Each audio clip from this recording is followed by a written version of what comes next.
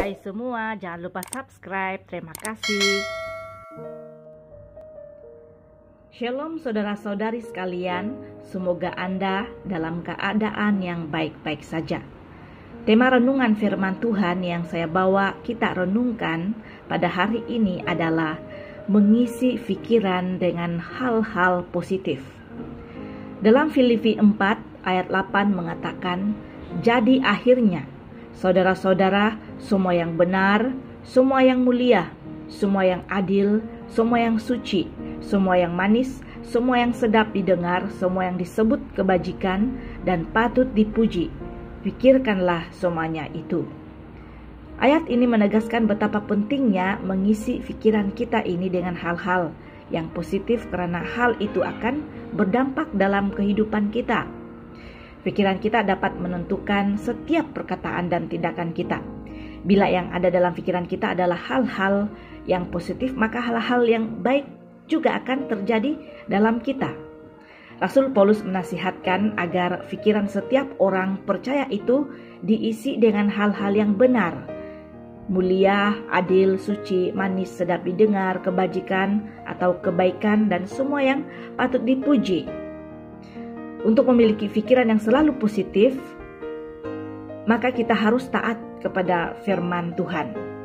Inilah yang dilakukan Rasul Paulus.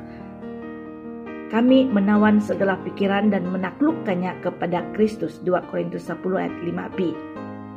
Jadi kata menaklukkan pikiran kepada Kristus ini berarti kita mengisi pikiran kita dengan firman Tuhan setiap hari. Biar yang masuk dalam pikiran kita itu adalah ayat-ayat firman Tuhan. Itulah pikiran kita dikuatkan menjadi positif apabila kita terus diisi dengan ayat-ayat firman Tuhan. Dengan firman Tuhan kita dituntun untuk selalu berpikiran positif.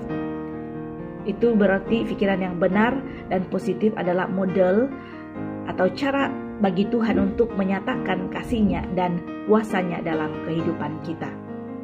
Oleh karena itu dalam Filipi 2 ayat yang kelima mengatakan, hendaklah kamu dalam hidupmu bersama menaruh pikiran dan perasaan yang terdapat juga dalam Kristus Yesus. Bagaimana dengan kita? Apakah hari-hari kita masih dipenuhi dengan pikiran-pikiran yang negatif, asyik-asyik negatif?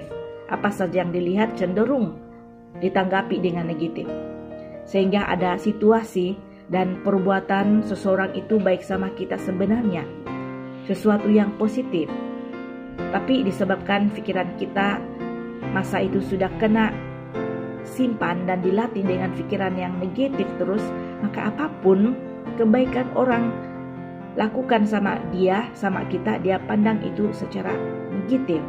Khawatir, takut, cemburu, dengki, iri hati, cemas, dan juga pasti ada sesuatu udang di sebalik batu. Itu adalah pikiran-pikiran yang negatif.